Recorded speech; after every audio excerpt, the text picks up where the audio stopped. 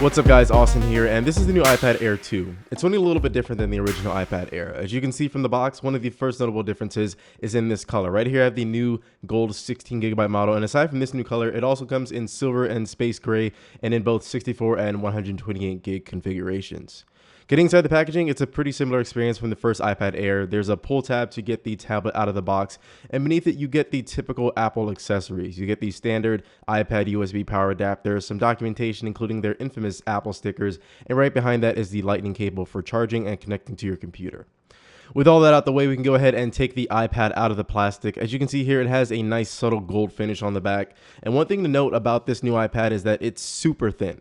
Thinner than the last model, making it the thinnest tablet on the market right now. And it really does look super nice because of it. Again, the design hasn't really changed here. It still has the same velvet edges as the previous iteration. One small difference, the lack of a physical screen rotation lock switch that is now done purely on the software. Also on the bottom, we have the familiar lightning connector and pair of speakers.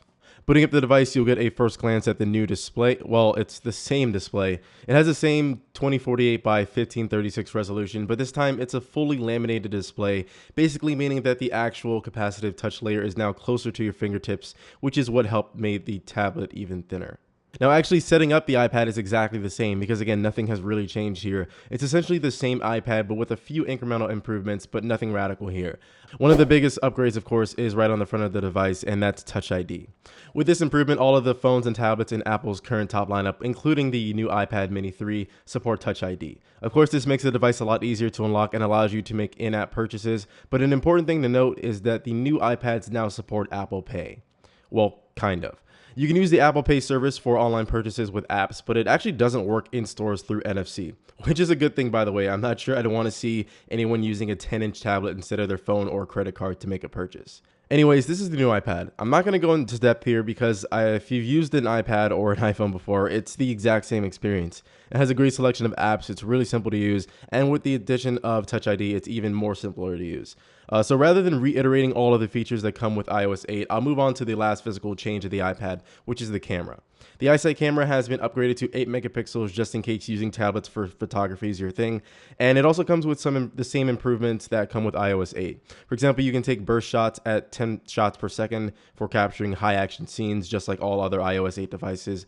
I guess the main attraction here would be having a much larger viewfinder than that which is on your phone.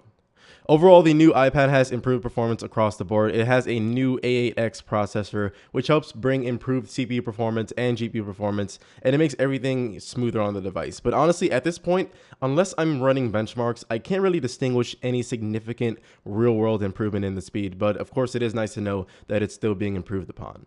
One thing that still makes me cringe though is the lack of support for some apps on the iPad and the fact that they're still being scaled up to fit the much higher resolution screen. Now there is so much potential for larger apps and it kind of sucks, but it's probably not a big deal that I don't have a larger Instagram app. Another interesting experience on tablets is gaming. Again, none of this is new information, but gaming is a bit different on larger screens. It's great to have the much larger screen for playing games, but it does take some getting used to when you're wielding such a larger display in your hand and trying to use the same control mechanics that you would use on your phone when you can't really easily reach every part of the screen.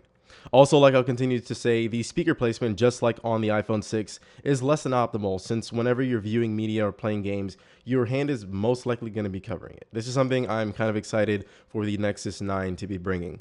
Oh, and if you're wondering, yes, FIFA is the only game that I play on mobile devices. So yeah, that's the new iPad. There's not much new here. Is it worth upgrading to if you have an iPad Air? Well, probably not. But if you're interested in having Touch ID, well, then of course this is really your only option and you might want to consider it.